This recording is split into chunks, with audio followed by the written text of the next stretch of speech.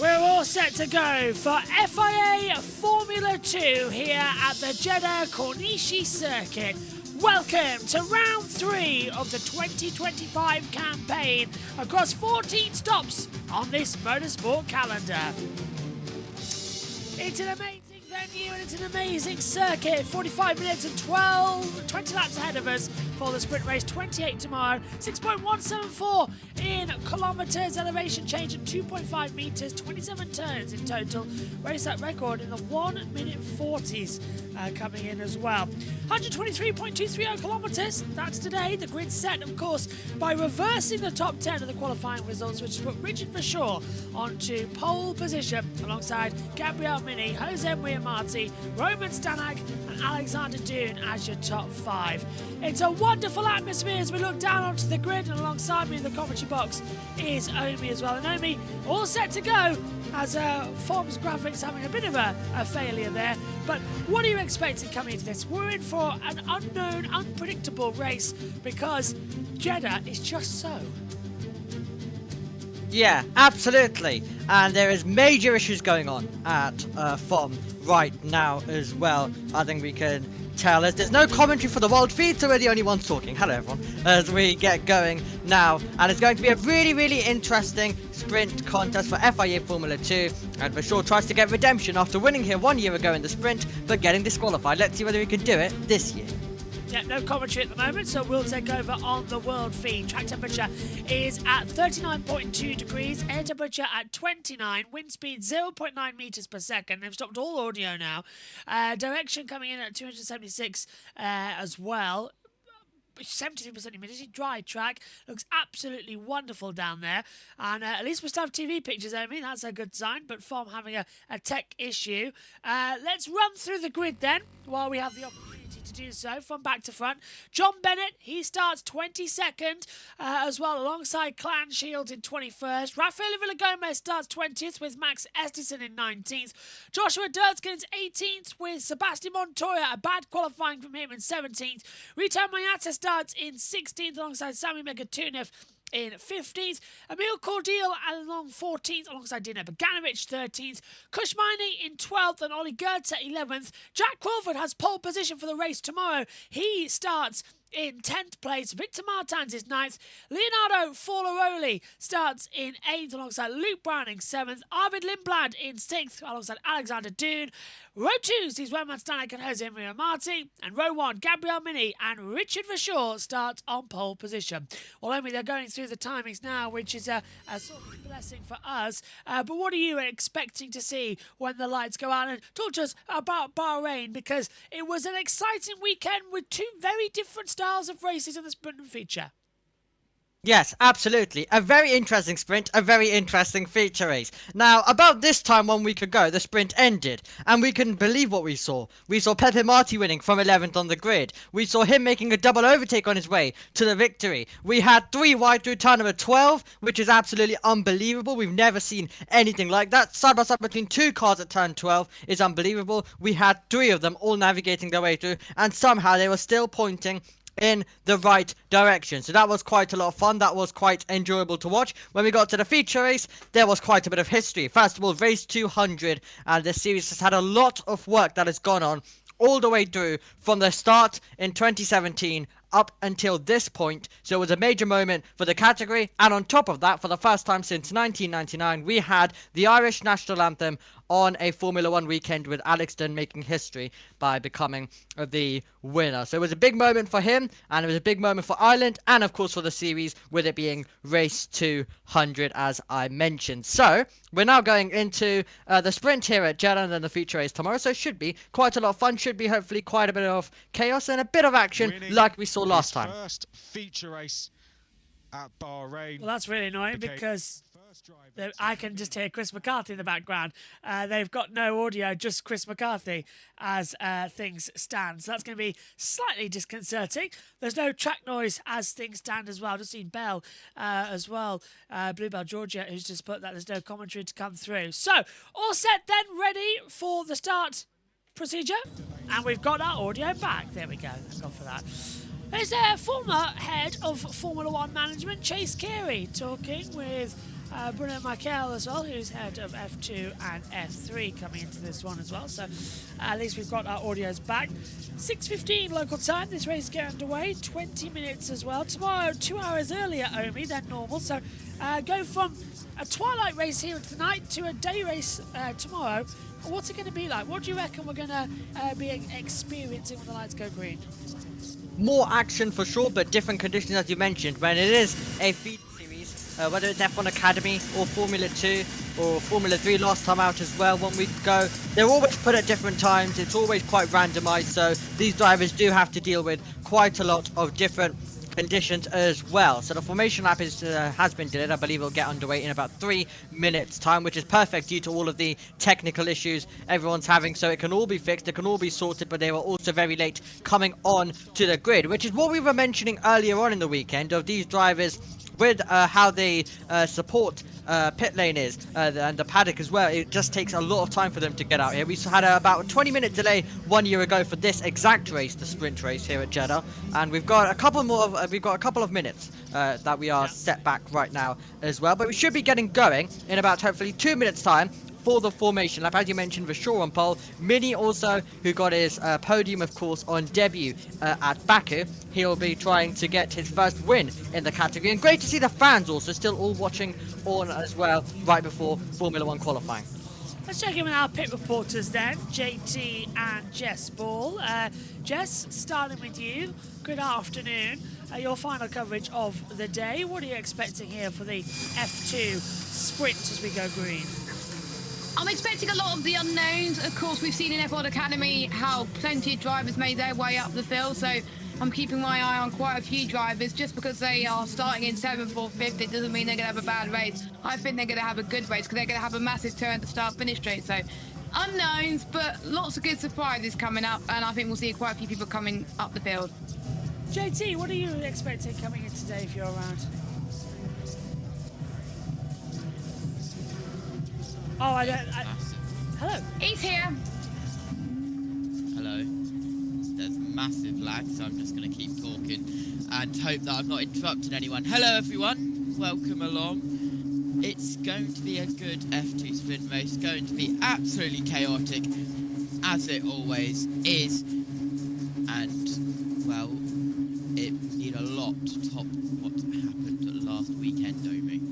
Yeah, it absolutely will. With the action that we had last time out, we absolutely will need quite a bit. But 3 back-to-back DRS zones. You have one running down towards turn 22, one, of course, down towards turn number 27, and then one down the start-finish straight on the run down to the first corner. The start of the line is also going to be quite critical as well to see. Track temperature right now 40.7 degrees. Air temperature is 29 exactly at the moment as the sun continues to set. As we take a look at all of the different teams right now as they look on and wait for this formation lap to get underway, which is exactly at this moment as the green light goes on and Formula 2 is underway for their formation lap. We're also going to have Pepe Marti starting in 3rd position. We haven't talked about him yet, but he's going to be he's a driver who of course won the sprint 1 week ago, so he's a driver who has a lot of confidence coming into today. We're just waiting to see whether they can all get off the line in the way that they need to,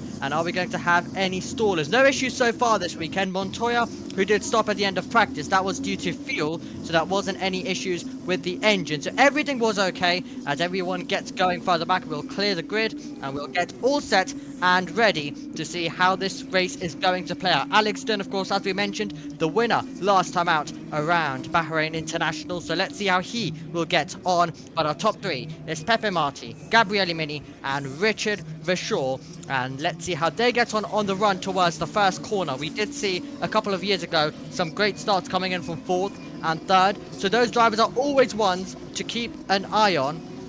As we just take a look once again down in the pit lane. Campos all watching on, MP Motorsport watching on as well, the Dutch team, and they will be hoping that they can take Richard Verschoor to a victory and get him redemption from what happened 1 year ago. After he crossed the line first, we were taking a brilliant win, taking away from Aaron in the early stages, all the way through down to the wire that race went, but it was just about enough for him to claim the win on the circuit. And then in typical Verschoor fashion, he found himself disqualified, and that was the end of his race, and that meant that he could not score the points. And what it also meant was that he found himself starting at the back for the feature race that day. So it's not gone well for Verschoor when it's come to post-race moments around this circuit. So he'll be hoping that it all goes to plan and that it all goes to work when it comes to this today. Verschoor just weaving as he brings the car down towards turn number 27. He'll back the field up. You do not want to be waiting on the grid for too long, so it's important that you back everyone up. You get the other 21 drivers in close proximity, and that means then that he can get himself on the grid, not waiting for too long. Let's see how Mini does off the line. I think him down towards turn 1 could be really close, JB. So we're all set then coming into it. Let's hope we have a good run down towards this first corner. 9 times out of 10, safety cars get delivered here on the opening lap. Jess, your prediction for the first corner and this opening race of the Formula 2 weekend? I think we saw in F1 Academy the driver that's gonna start P2 is gonna be the one that takes the lead into the first corner.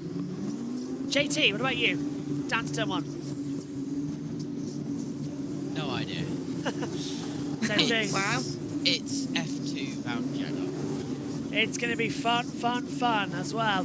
Reminder, onboard cameras, Forlaroli, Marty, Goethe, Browning, Montoya, Crawford, Martins, Cordeal, Durskin, Megatune and Bennett. They've got our onboard, so half the field with it and not. Richard Verschoor, pole position. He'll be on the inside line down towards the first corner. Gabriele Mini is on the outside, and Omi, the tension is rising as a few fans watching on in the grandstand. Most gone for lunch. Not the best viewpoint, but millions watching at home. This is going to be the big one down to turn 1. Green flag at the back.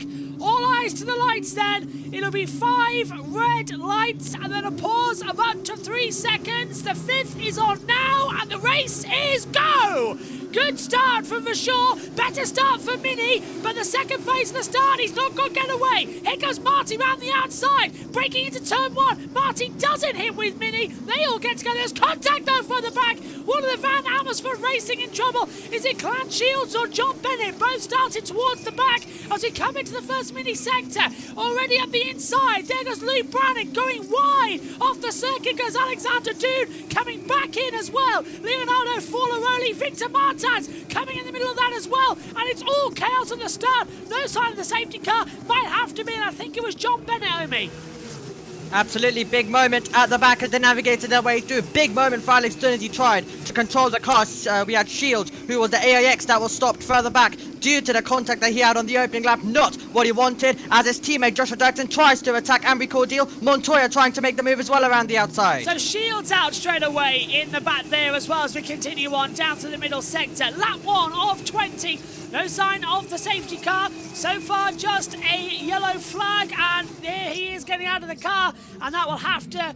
Well, I don't know, I mean, it could be virtual safety car. I don't think the full one is needed. It should be able to push out of the way quite quickly as we come through. But Verschoor leads the race, and Marty, Mini, Lindblad standing in top 5.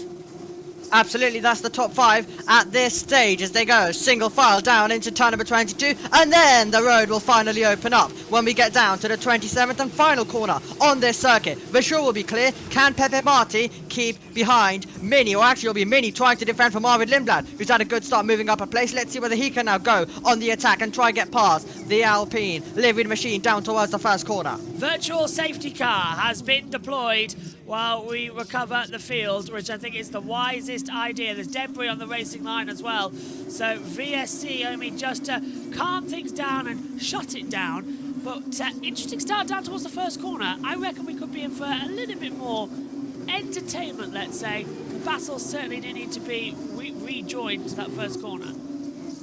Really, really interesting stuff. So Mega Tuniv dropping down a position as well. So yes, we got it right at the end of the lap. That virtual safety car came out. So they definitely left it as late as possible. They were hoping they could just get it cleared, but it was absolutely impossible with how big it is down at turn number 1. They have to push it quite away. And there's, of course, that one piece of debris that they'll also need to remove, as you mentioned. So for sure, Marty Lindblad is our top 3. Marty with a great move around the outside to get through down into turn number 1. Let's take a look at the start once again. Perfect getaway for Vashore. Mini's going to have to come across and cover immediately. I'm looking further back, though, to see, are we going to see in the back? Oh, it's going to be Shields who's going to make contact with the Van Amersfoort of Bennett or Villagomez, one of the two there. So it was Shields who made contact and into the barrier. So that's a big moment. You had Esterson also in the mix as well. So that's going to be how his race came to a close. Marty immediately passed Mini, as we mentioned. It was quite a couple of cars heading down into the first turn, and we had a very late move from Shields, who was trying to get himself somewhere on that opening lap. Sometimes just sitting behind when you're at the back and letting it all go on in front of you is a good idea. He wanted to get himself in the mix and go side by side with a couple of drivers, and it didn't work at that moment, and it meant that he was straight out into the barrier, and it means we are down to 21 drivers in this race as we wait for the green flags to fly once again. But Shields, disappointment that is, him out on the opening tour and even just the first turn. Yeah, not the best runaway, is it, though, to go through on the overall situation of things. Let's swap over then to battle screen as the yellow flags come out. Safety car should not be out too long for the virtuals. Jess, what do you make of that start? Oh, I can't hear Jess at the moment. Hang on, I was on mute. Yeah, sorry.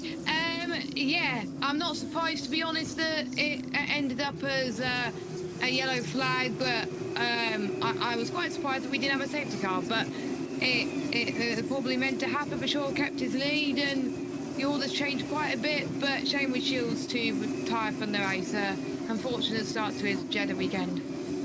Yeah, sadly so, as we'll have to continue on and see what's going to change next. Only other interests, what battle could we have forming? Well, on this restart, you could see a battle between Vashore and Pepe Marti. He's the driver on the charge, he's the driver on the attack. So we could see him moving up after his improvement to second position. As we take a look through, Cordial lost 3 places at the start, so not what he wanted. You had quite a few drivers losing one, quite a few drivers gaining one. That's how the opening couple of laps went as well when we did have that one lap of green flag running. Lap 3 out of 20 in total. When this virtual safety car comes in, the whole field is bunched together, so the restart is going to be critical, and that is where we could see Marty be able to jump Vashore, and we have got confirmation that the virtual safety car is going to be ending. So when it depends with the delta whose favor is this going to go in. If it does go in Marty's favor, this could be critical as we go racing once again. Yeah, watch out for the restarts. This is always going to be the critical time as well. The last thing you want to do is to jump in and then really be caught out later on in the weekend as well, because jumping the restarts here, Omi, cost you big time because the penalty lap in the pit lane so long. I don't know where I'm going with this one. I'm trying to fix things. Absolutely. Well, you're trying to fix things while they're super close. Arvid Lindblad's going to get a run on Gabriele Mini down towards the 27th corner on the circuit. They're debating third position at this stage, and it could be a nice and easy move unless Mini keeps his foot in. Down to the braking zone we go. Lindblad is going to join his teammate in the podium spots. Nice and easy done. Well done from Arvid Lindblad as he moves up. Talking about Alex Dunn, he's in 6th position in a Invictus sandwich at this stage. Vishal tries to break the toe as we're also side by side still for 3rd position. As Mini tries to fight back, can he take it back? As Marty goes around the outside for the lead, JB. That's going to be tighter towards the first corner. Mini's going on Lindblad. Marty's got the lead away on the inside line. Really close stuff. And this is what we like to see. Fantastically close racing, Omi. And it's all hell's out racing. Nobody gives a damn at this stage of the race weekend exactly how much is left and how much isn't. They only care about good old-fashioned racing. Yeah, absolutely. Now, you would expect at this stage of the race, Pepe Marti to just sit in behind, just not get over the apex and try and make the move. But no, he fully went for it, he fully committed, and he made the move around the outside, going from the outside to the inside. So that was phenomenal stuff from him. Lindblad still was able to stay ahead of Gabriele Mini, so it was really close between those 4 drivers. But now Stanek has got a run on Mini as Mini begins to fade down. But a crazy start for Formula 2 here in Jeddah. The battling that you wanted is taking place, and we'll take a look once again at a replay of the Campos sending it down the outside. 1 on the inside, 1 on the outside, 1 going for 1st, 1 going for 3rd position. Lindblad was able to squeeze out Mini, while Pepe Marti just kept enough on the tarmac to be able to claim that inside line and to be able to claim 1st position in the race. Mini had to come over the road and cut across that 1st chicane, which is why Lindblad was fully able to make sure that he could claim that 3rd position, so there won't be any issues with that. That was just side-by-side racing, and a bit of a moment there as Stanek tries to get past Mini. He won't be able to do it further back. Mini will hang on, but now Rashor, heading down towards turn 1, is going to get the right to reply, and he's going to get the chance to take back the lead. So let's see whether he will be able to do it. Closing in with DRS. Here comes the Orange MP once again, JB. Yeah, it's going to be tight there down to the first corner. Late on the brakes. Marty has the inside line for sure. Should have traction on the inside. Didn't cover too much of the curve. They bang wheels and off the track goes Jose Maria Marti. And here comes Arvid Lindblad out of nowhere. Pulls round the outside coming to turn 3. And Mini's still there as well, having power. Well, Vishal going for the move, making the move, and it was, well, he got squeezed to the apex 1 lap ago. He wasn't going to give any room. He wanted to go right to the limit. He did go to the limit. Really allowed Pepe Marti to lose the position to his teammate and fellow Red Bull Junior, that is Arvid Lindblad, at this stage. So it's Stanek right now who wasn't able to get ahead of Mini on that last lap. Dunn is still in 6th. Fornaroli and Martins complete the points paying positions. We have 9/10 of a second. Staying inside the 1 second is everything around this circuit as we take a look at a replay of Vishal absolutely squeezing Pepe Marti to the apex and beyond the apex as well. And that was Arvid Lindblad, who did get close, but going for a move into turn number 4 is not a reasonable thing to do, so he decides to sit behind, especially when it is on your teammate. The DRS continues on the run towards turn number 22, and they all close in, and they all see who's got an opportunity to try pounce and go for the move. Marty will be able to close back in completely after nearly dropping outside 1 second. He will get the chance now to try and fight back and to try and go for the move once again towards turn 1. If he can close in enough by the time that we get down to the 27th and final corner around this circuit, Vishal is going to be still ahead. We are going to see Crawford having a look. He's trying to get past Victor Martins, the driver who has the possession of the final points paying position at this stage of our contest on lap number 5 as we get to quarter race distance right now. And here we go then with Crawford. Let's see whether he can get past Martins. I think he'll be a bit too much far back, Jamie. Yeah, and then look again as well. Crawford still not. He thought about it. I mean, he looked on the inside. We've got our issues fixed now up here in the booth. We had a few timing issues as well, thanks to FOM's issues. They, as I'm sure you saw, mucked up our time. We've had to reset those while staying on air. As Vishal leading by 0.6 of a second. Now he's increased that to 0.8. Now he's over a second, so he's broken that DRS toe within the first 6 laps. Martins, Lindblad, Mini, Stanek, Dune, Forlaroli, Martins, the point scorers at the moment. But this is a tyre-saving race, isn't it? They've got to keep those pressures on throughout because, as we both know well, my friend, this track may not be abrasive for Formula 1, but with Formula 2 and the use, of course, of different tyre compounds, i.e. medium and super soft, they're stuck on the mediums here. They're going to degrade after 20 laps.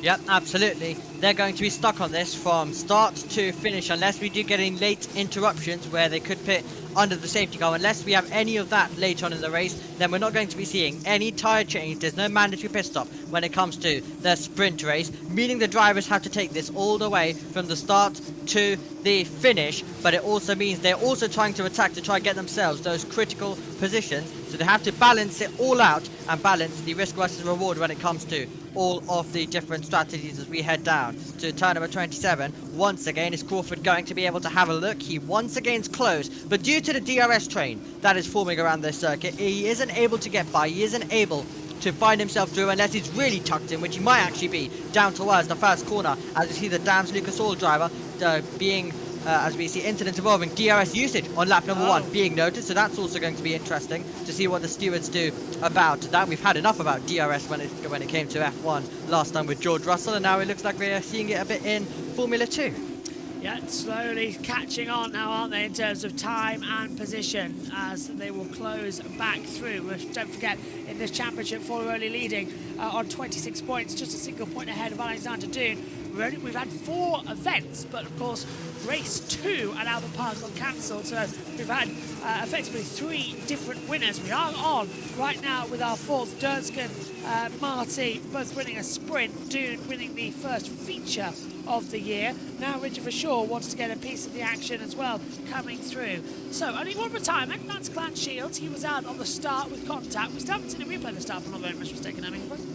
We have. Okay, good. I wasn't looking yeah, absolutely. You were sorting out major issues, so you weren't able to see it, but it just kind of happened and we had to go through it as well. So it was Shields along with Villa Gomez that were the 2 that came to contact, which is why we have the investigation going on.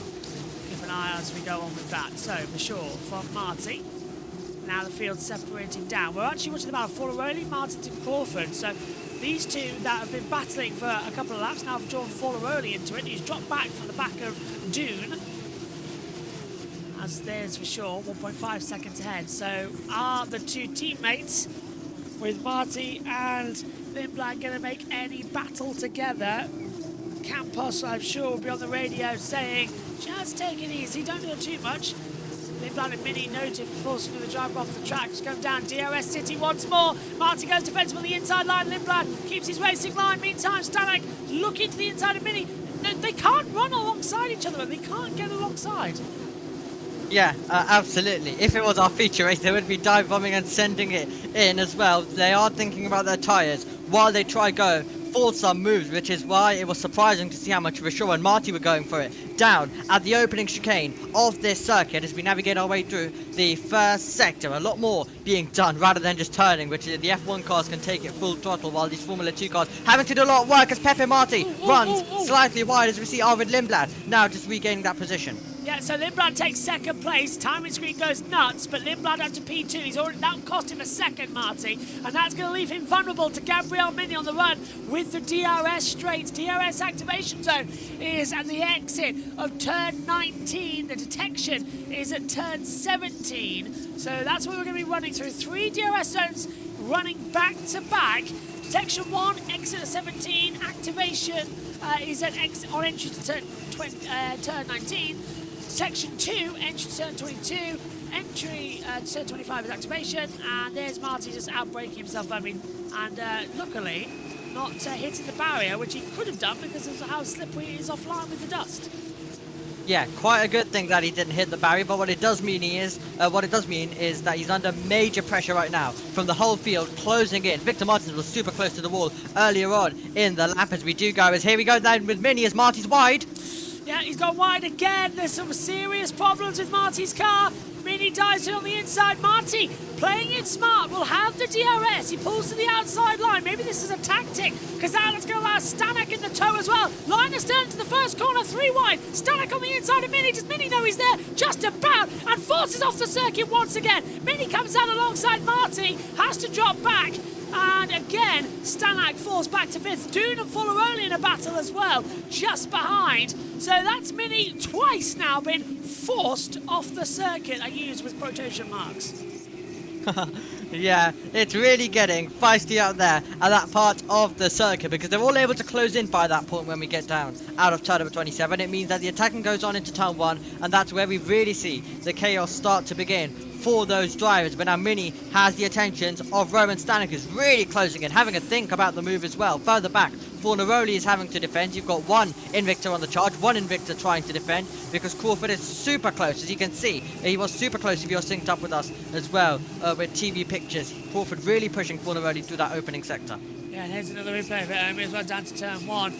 Slipstream manoeuvre pulled to the inside, and Stanek came there, but Mini turned in. There's still room for him, but he's the one who decides to back out of it. I'd say there was enough racing room there for the pair of them. Yeah, we do see drivers take that approach usually, just continue on, go over the road, and just take the easy way out of that. But yes, absolutely, there was definitely some room that he could have kept his foot in and stayed in that battle. Now he's going to have to defend though as Roman Stanek closes in. Inside line, under braking. Mini knows he was going to be forced wide. Beautiful move from Stanek, and that's going to leave him vulnerable to Dune and Fornaroli down the backstretch. Mini's got the DRS. Down we go. Mini defends, but 3 wide. Stanek's vulnerable. Through goes Mini. Dune's got the inside line. Lay on the brakes, and the 2 Invictus nearly made contact. Mini again has to cut the inside line in turn 1. The stewards are not going to be liking this. He may be being forced off, but he's taking it to extreme advantage. The mirror flapping around there. There's something wrapped around on his right mirror. I wonder if it's some sort of tear off. I saw flapping around there, but through goes Dune. Mini's down to 5th, Stanek to 6th, and Fornaroli was right, locking up under braking, nearly made contact with him. Absolutely, yep, once again Gabriele Mini having to go through the runoff area. Now Stanek, let's see what he's going to be able to do, because Dun said thank you very much. He's now going higher up the road now, with the gap being 8/10, 9/10 of a second even, as we see Crawford as he tries to put some pressure on Fornaroli. Fastest lap belongs to Arvid Lindblad. He'll need that as he tries to chase down Richard Rashaw, who is our race leader on lap number 10 at half race distance. 2 seconds already. Vashaw's pulled over Lindblad and Marty. So Vashaw, as you say, pushing down. Fastest sector 2 for Arvid Lindblad, 33.5. He's just on the fastest lap, 146.957, 146.6 as well coming in for both Kushmini and Oli Goethe. 148.6 coming in for Rito Mayata as well. So there's still some changing there. Time's getting a bit quicker on these medium runners then. I was surprised. I thought their tyres might start dying out at this point. They're just getting faster and faster and faster, which is kind of an interesting one as well. Reading the press guide here that we get through, high lateral forces coming into it. So the medium and super soft, they've skipped a compound. So that's going to allow strategies in this feature race tomorrow where we have to run both. But yeah, I think it's okay. They say that they can run the super soft for 7 laps, medium for 21. So realistically, we should be good for tyre wear, especially with that safety car, the virtual. Yep, absolutely. Oliver Goethe making a move further back as he got past Dino Beganovic. This was a 3 wide, this was a double overtake from Alex Dern, and it's very clear that he has got so much confidence after his win last time out, and he's using it to make his way through, as Mini had to go over the road, as we mentioned, on that lap time. 1.9 seconds, 1.8 seconds. Lindblad just trying to gradually close in without taking too much from his tyres, so he still has that in the final stages. Beautiful move, as Mini and Stanek noted leaving the track and getting advantage. Now that would be Mini. So did the stewards determine that that one that I said was questionable? Had they just said, okay, yeah, that was too much going off the road. You can't just cut off every time and claim you were forced off. There's a commitment where if you voluntarily go off, then you're in trouble. So I think that's what they're looking at here. 25 minutes to go. Lap 10 completed of 20. We're on to lap 11 now, as this Saudi Arabian round continues on for the sprint race. Richard Vashaw leads by 1.8 seconds. Arvid Lindblad in second. Jose Maria Marti third. Alexander Dune is fourth. Gabriel Mini fifth. Roman Stanek sixth. Leonardo Fornaroli seventh. Jack Crawford eighth. That's your points paying positions as well. As we cut to, once again, Stanek on the back of Mini. It's the braking zone for turn 27. Not going to look for a move on the inside line, but hoping they'll have the DRS. And Mini's now vulnerable because he's 1.3 seconds behind Dune. So Mini's going to start sinking like a stone now to these 2 Invictus. That will absolutely be the case, as Roman Stanek gaining once again on Mini, who has to defend to the inside. He's got him on it, late on the brakes. Mini's going to go off the track again. There we go. It's this same old from Gabriel Mini. The stewards are going to get really annoyed at him of doing this. He'd lost the position, so that is effectively cutting the track and gaining an advantage. Omi, he had lost the position. He couldn't gain it back because it was too late round the outside. He's deliberately cutting the corner. They're going to penalise him, aren't they? Yeah, 4th time that's now happened. So it's constantly just take the easy route and cut the first chicane. If a car is getting close to you, if a car is basically down the inside of you, he's taking that route to just cut the chicane. This time he has lost the lap time. This time he has lost the position, I should say, rather, as well as Leonardo Fornero will be the next driver to try go on the charge. And you've got Crawford, Martins, Browning and Maney all in that train as well, who will also try and make the move. I'm going to start a lap counter to see how many times he's done that. I've counted 4, as you say already. The stewards are not going to be liking this. Each one, it will be a track limits violation. If you get 4, it is a penalty. So we'll see how many the stewards team is pushed off the circuit and how many the team is okay. Through into turns 23 and 24 then at the bottom half of the circuit, approaching the loop around the lake here with the DRS activation zone number 2 and down into the braking zone for turn 27. Anyone got a little slipstream here? Yeah, look, here we go from Jack Crawford. It's going to run on the inside of Forlerone into the braking zone. No, Mini's now going to be on the attack of Stanek. It's Stanek who's going to be vulnerable. Exit 27, DRS open once again. 3, 2, 1 opens up the rear winglet, and now it's DRS City here in Jeddah as you're coming towards the first corner. Stanek's going to have to go defensive. He does so, but in doing that, he opens the door for Mini. Watch this, Mini round the outside. Ladies and gentlemen, he's done it again. Oh, come on, Omi. This is ridiculous now. It's 5 times. They're going to penalise him. He's not even taking the normal racing line. And that was his corner. Yep, absolutely, 5th time off, but now the count is properly getting going every single time that happens.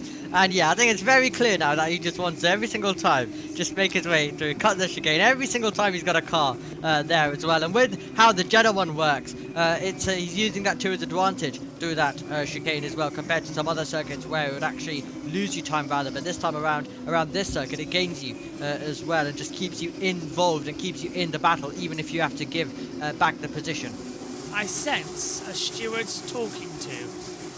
It says, yes, very clever, but don't do it again. Here it is again, Omi, and further behind Crawford as well, having a go on Forleroli. Yeah, absolutely. So we saw Crawford. He's just going to keep his foot in like a normal person, basically, and he's actually going to commit down through to the next corner, while Mini just going for the same route again. So yes, Crawford being brave. It didn't work out in the end, but he was able to show his commitment and keep his foot in, which meant Forneroli had to open up the door and leave some space, which meant that he had a chance on the exit possibly if he was able to get the power down. Not the case this time, but it basically works differently every single time depending on the scenario. But Mini's still staying with Stanek, so this will be a battle that will continue. Invicta are not happy with that on the pit wall, are they? They were looking, and there was the glove faces all the way around. They know what the problem is. As Fabrice says, Mini looked vulnerable to losing place. Mini does look vulnerable, but now he's on the attack. Here we go again then. Ready for part 6. He's got a bit of attack from Forleroli. I don't think he's going to go for it this time around. Yeah, probably warned too many track limits violations. Don't do it again. I'm surprised he realises how to take that part of the circuit after the amount of times that he's been across it. As Famer look on to see right now a race that is turning out to be a disappointment for them. Montoya in 15th, Mini started on the front row dropping down to 6th. It could even get worse with this entire train that is behind him as well if he takes too much out of the tyres. For sure though, Loving Life at the front dominating at this stage, just keeping a decent gap to Lindblad. Yep, and the gap 2 seconds now according to our time monitor. It was 1.9, it keeps dropping around. Marty is sort of just holding up the 3rd position. There's something up with that car, the way I'm handling it the way it does. Dune's now dropped back as well, and here we go. So the battle is between 5th onwards, so the last points paying positions. So it's Stanek, Mini, Forleroli, Crawford, Martins, Browning, Maney and Goethe. They're all in the mix for the final points. Ollie Behrman saying hello to his former team of Kramer watching on. This time last year he was on pole position for the sprint and feature. Well, he got pole position for the feature, didn't he? But had to withdraw to debut with Ferrari. And it was sort of a bad season for him in Formula 2, really. That was only been a good look he had all year, really, with pole position here in the first 4 rounds. It was negative and negative and negative. Yeah, along with a couple of wins he was able to pick up at Later about, on, but yeah. other than that, that was about it. Not the Formula 2 title challenge that we were expecting drivers like him, Antonelli and Martins, to do, but Antonelli and Behrman are doing well at Formula 1. Martin's still at this level as we go side by side once again. Well, as we go side by side once again, if I can get my words out. Yeah, Mini's going around the outside, but he's not even going to attempt it, as finally Crawford gets ahead of Forlaroli. Now he's under pressure from Victor Martins coming to that first corner. Mini decided against an outright attack, but now look at this, down to turn 4. He's right up with Stanek. Stanek is losing some time, even in the non-DRS zones of the circuit. So I'm wondering, are we going to be seeing a little bit of tyre wear start to come in, because you're flat out for a longer period of time, and when you're out in clean air, it's actually worse for the tyres because you're doing more. There's damage to Mini's side pod, I've just noticed. There, look, winglet's gone. Mini's winglet on the front right's broken off, and he's going to be losing hell of a lot of aero time. Yep, absolutely. So that's where his time will be lost, and that's now where I'm guessing he will be even more on the defensive now, up against the other drivers as he tries to hang on to every single point positions that he can, which right now he's in 6th. He has 7th, 8th that are directly in behind, and then Martins, Browning, Maney, Gertha, and even Dirkson's now joined the party as well to try and get themselves to some points-paying positions in the final quarter of this race, as we see. Really getting close, and a bit of a lock-up further ahead. That was Stanek. He's gone straight over turn 24 as well, so he's just snagged the brake on entry. That's going to leave him with a horrible flat spot. I reckon I'm right, it's the tyres. They're starting to give up. But that's Mini also with a damaged wing. Here comes Crawford. Can't find a way through on the inside line. Slowly done. There's 4 to go here, folks. Not bad. Here we go. He's going to try pass now down the start-finish straight. Mini's also going to have DRS, so it's going to get really tight. Yellow flags are flying around the circuit. Crawford's on the inside line. Mini's not going to turn in. They're going to make contact, and they have. Crawford's been spun round in the middle of turn 1. Jack Crawford gets made contact with Gabriel Mini, who does not yield. And how is Mini avoiding a penalty with all these? He's cutting the corner, causing contacts, and it's just ridiculous right now. And I reckon with that Mechachrome engine, he's going to have stalled it. They're very difficult to restart, these engines, once they've spun and gone into anti-stall. I reckon that might be a safety car, and that might be race over. Poor Crawford. Yep, I mean, he'll get his chance tomorrow when he starts on pole position as well for the feature race, but that looks like that's it for him. Safety And well, the safety car is deployed. There we go, the safety car is deployed. And yeah, I saw the yellow flags pop up on my timings, wondered why, and we found out a couple of meters later as well. But there's the safety car, and well, this could spice up the race if they can clear it up in time, which is a long circuit.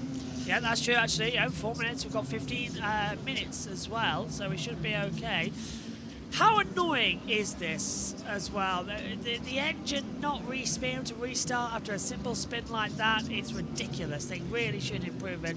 I agree with what Sanson said as well. A second engine supplier in Formula 2 would create an engine development war and fix these Mechachrome problems. As we take a look at it again, Andy, down to turn 1. Yeah, so up the inside went the American. Mini turning in, going for the apex, cutting, of course, the road once again. And it was Jack Crawford who unfortunately was the driver who was left spinning around. And that is going to be disappointment for him on the Saturday. He'll hope it goes his way tomorrow when it comes to the feature race. There was a lock-up as well from Crawford when they did make contact as well.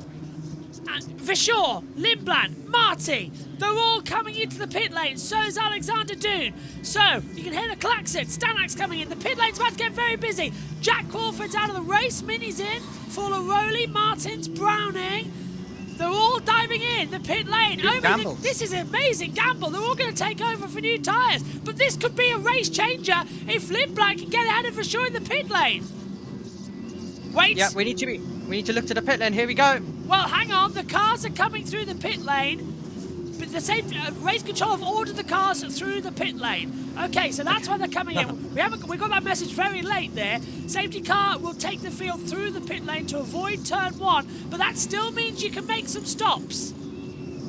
Yep, if anyone does want to make some pit stops, you can change your tyres in this, and it's a perfect opportunity as they navigate their way through. As John Bennett shoots it up, did he? No. What's he done? John Bennett's not gone. He's gone on the track. I think Bennett has gone through the track, not on the circuit. I can't be sure, but I think John Bennett has gone through turn 1.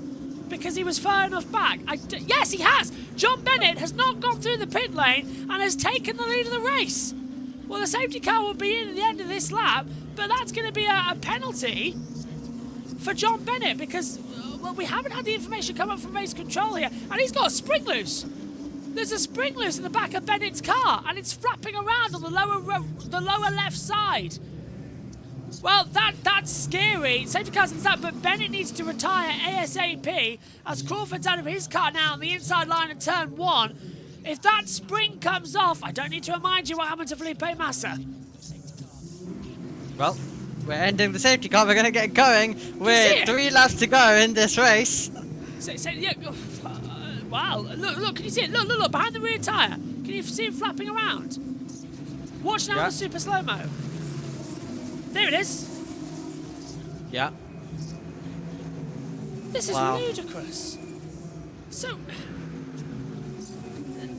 I've had no message from race control saying for them to come through the pit lane. Nothing's flashed up, but clearly they got that message. So why hasn't John Bennett? What's happened with Van Amersfoort Racing? Well, we're all confused because we don't, of course, get the messages on our timing 71 for us to look at in terms of everyone through the pit lane. We don't get that type of message come through, so we have absolutely no way to look and see. But the safety car's coming in, and we're going to have to wait and see what happens. Bennett's gone. Bennett's gone with the safety car. So the race leader has become Richard Verschoor. And I have no idea what is happening because, look, Bennett's gone with the pace car. Bennett has gone. Is he coming into the pit lane? Yes, he is. Bennett's come into the pit lane, so his problem is terminal. So Richard Verschoor will take over the lead of the race once again. He is our race leader from Lindblad. Marty, and already down to turn 1. There's a move going on as well from Leonardo Forlaroli, getting ahead of Gabriel Mini as they come into the first corner. Utter confusion here in Saudi Arabia for the Van Amersfoort and John Bennett, who's got served a drive-through penalty, and he's come out of the back of the field.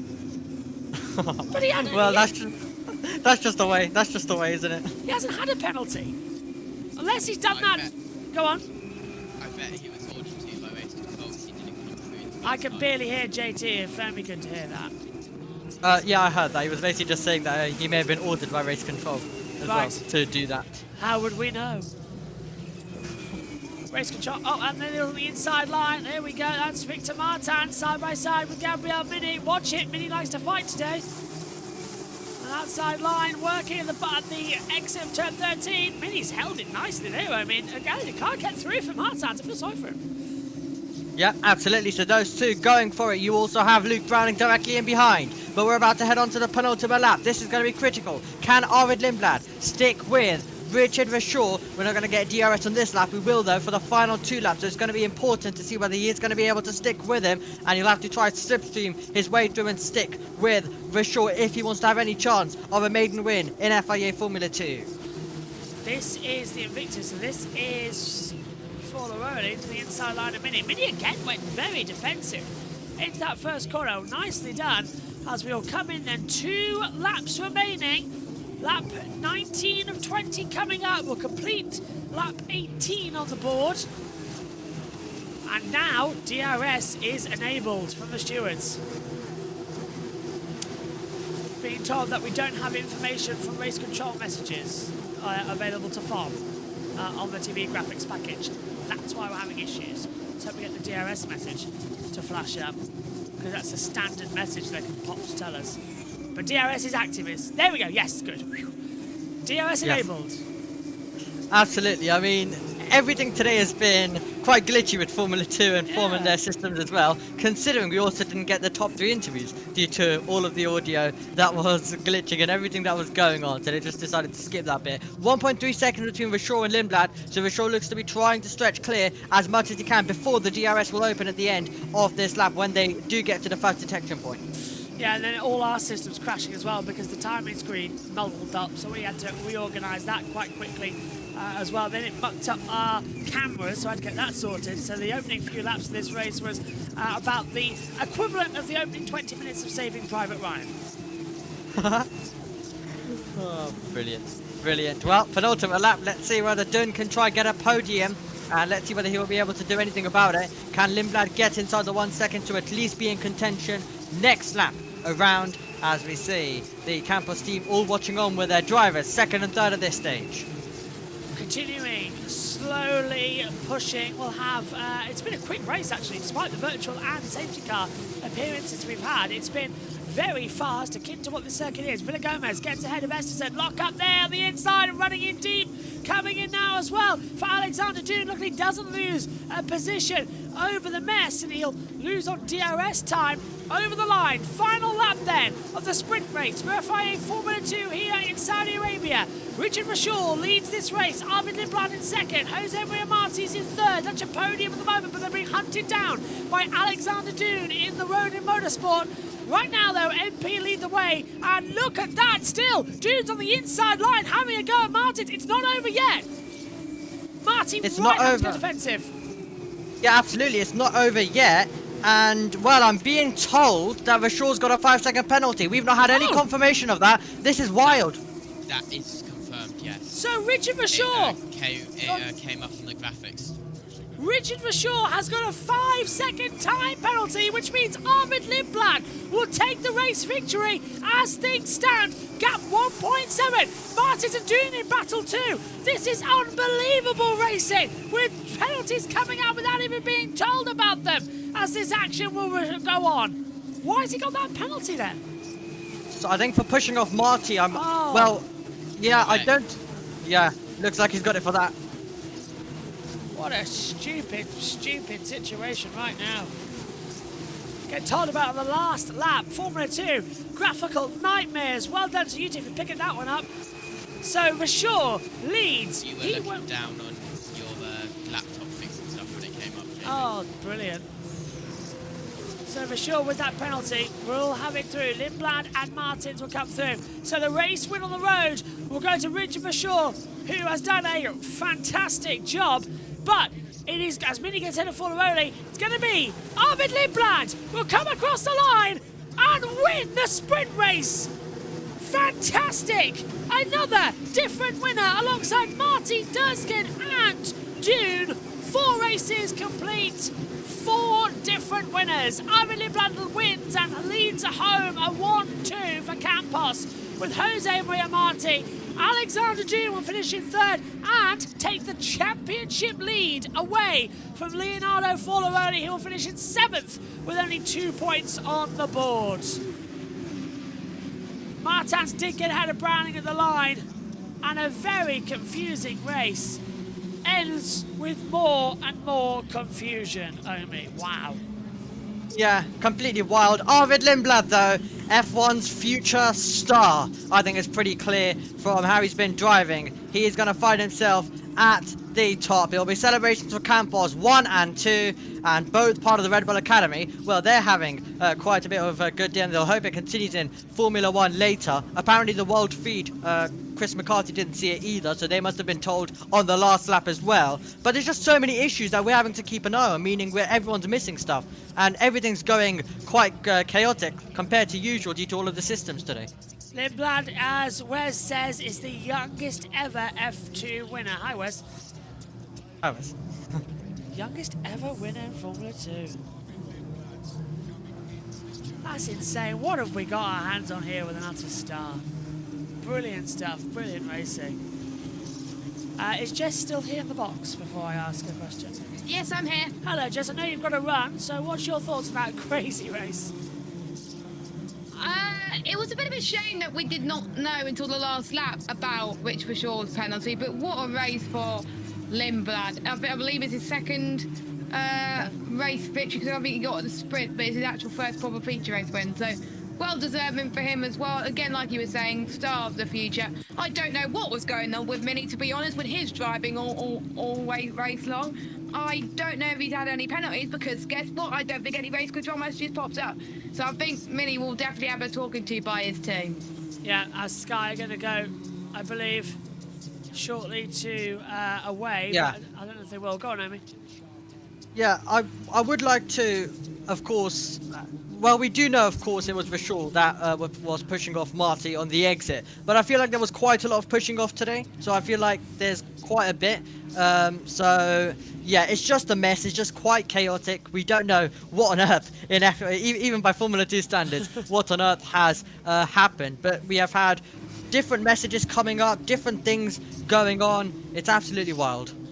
Okay. That's the only rant on JB Motorsports. Well, congratulations. Well, I wasn't trying to rant. I've got a rant actually. Go on.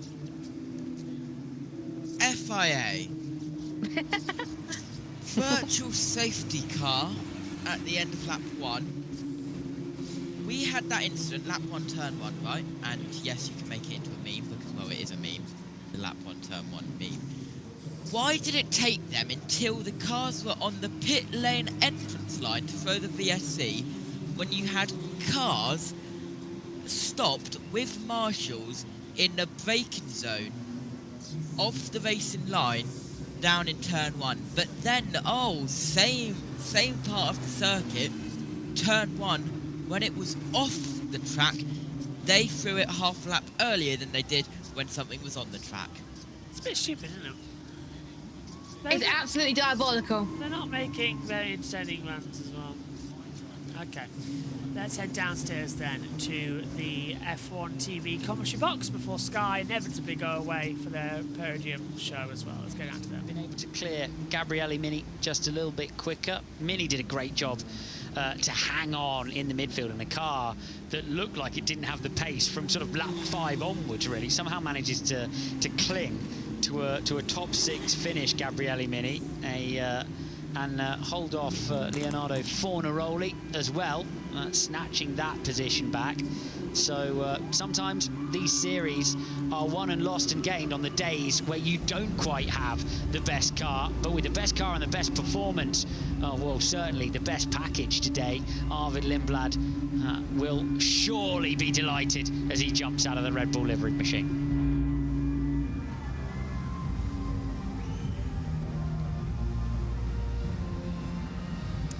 Huge congratulations.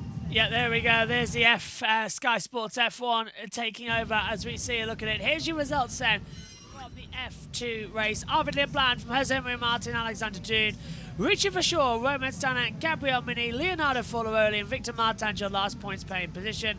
That's then followed by Luke Browning, Kush Miney, Ollie Goethe, Joshua Durskin, Sebastian Montoya, Emil Cordial, Dino Boganovic, Sami Megatunov, Rafael Villagomez, Rito Mayata, Max Esterson, John Bennett alongside then, and out of the race was Jack Crawford and Clan Shields as well. I mean, what on earth was going on with a certain driver who will not remain nameless? What was John Bennett doing? What a mess.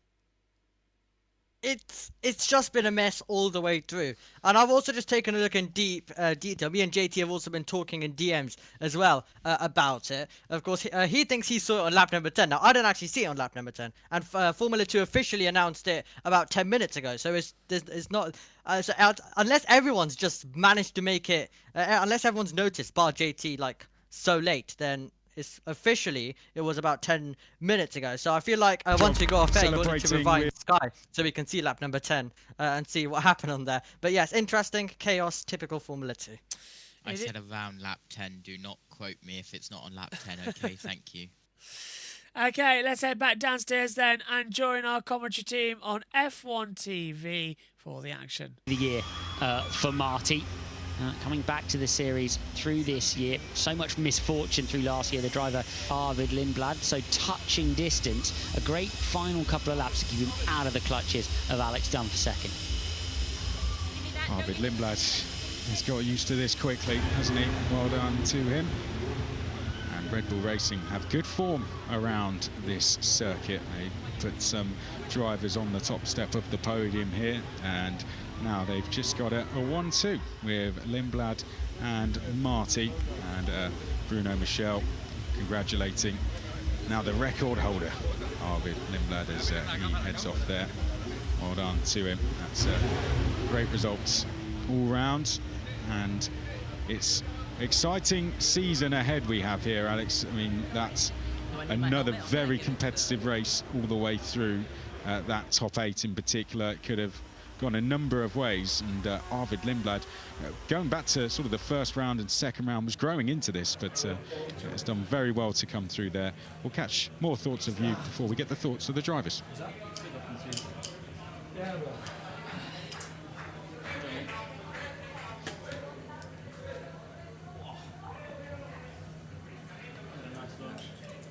Yeah.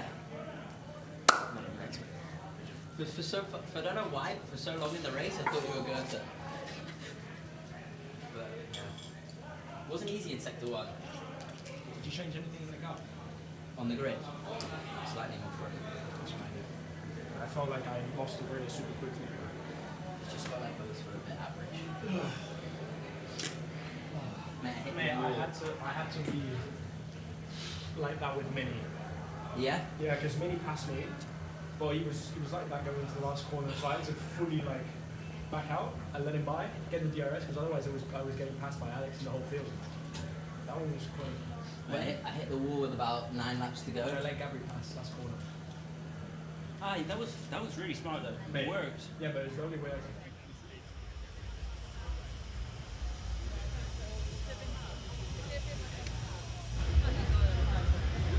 Bruno Michel watches on for the podium celebrations here. A tough race. Confirmation of the management of the DRS system by the riders. That's one to watch out for, isn't it? In the feature race, Chris, they know exactly which buttons to press there. Incident involving Mini and Fornaroli also being noted for causing a collision. So plenty to discuss for the drivers after the session. Arvid Lindblad, this will upset you, Chris. Arvid Lindblad, born in 2007. Yes. That is that's quite the thing, isn't it? You just forget how young and mega these Formula 2 drivers are.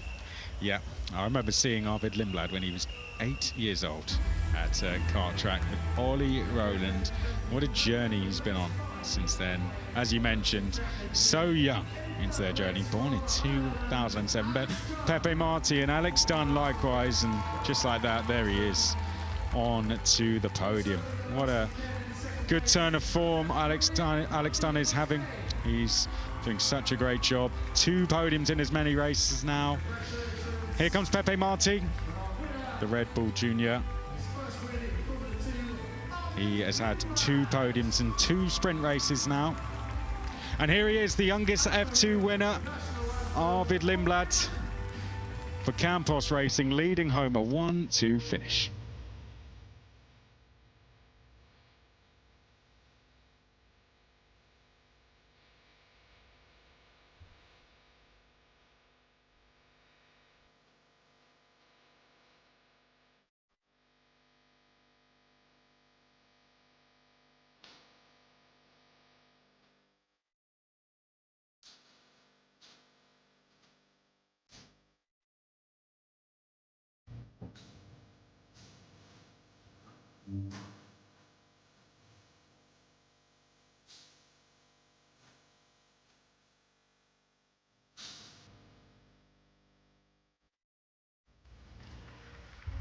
Well done to Arvid Lindblad. What a day for Arvid Lindblad. The Red Bull Junior team and Campos Racing F2 now has its youngest winner and a new winner as well here at Jeddah. It's had some great winners along the way. Oscar Piastri, a sprint race winner here back in 2021. Are we staring at another driver on the path to Formula 1 in Arvid Lindblad? Campos Racing, a 1-2 finish for them. That's something they can now add to their list. Well done to them. They're growing so fast in this championship. They've been with us, but they are putting themselves well in contention for the team's championship, which they now lead. And Pepe Marti played a huge part in helping them take the lead of that team's championship on a roll in terms of podiums, and he'll pay a salute to the team as well. He's been part of that team for many years, and Pepe Marti growing with them. And Alex Dunn, now our championship leader, tied on points with Pepe Marti. But that feature race win, putting him ahead of Pepe Marti, the Irishman, making history for his country last week and growing very, very quickly. And that will be celebrations on the podium. Richard Verschoor, of course, getting that penalty post-race did lead us across the line. It was a hectic race from start to finish, Alex, but what a race it was. Once again, the sprint race delivering in Formula 2. Well, you got to feel for Richard Verschoor because he did everything right. Didn't see the incident which caused the penalty for him, but he finds himself in 4th position and off the podium at the end of the race. A brilliant race from Campos, putting the car underneath 2 talented drivers. Alex Dunn solidifies his position as well, alongside being championship leader in the which caused the penalty for him, but he finds himself in 4th position and off the podium at the end of the race. A brilliant race from Campos, putting the car underneath 2 talented drivers. Alex Dunn solidifies his position as well, alongside being championship leader in the long term, being a championship contender out front again, and such a different type of racetrack to where he took victory in Bahrain. So these 3 really must have their eyes set on longer term championship victory. But for today, they're going to enjoy the moment, but not for too long, of course, because there's a lot of planning to do here for the feature race. They're going to get their heads down once they've finished enjoying it, make sure they have absolutely everything right when they go racing again on both compounds, with the mandatory pit stop and everything that goes with the furniture of a Formula 2 feature race tomorrow. Well, thank you very much.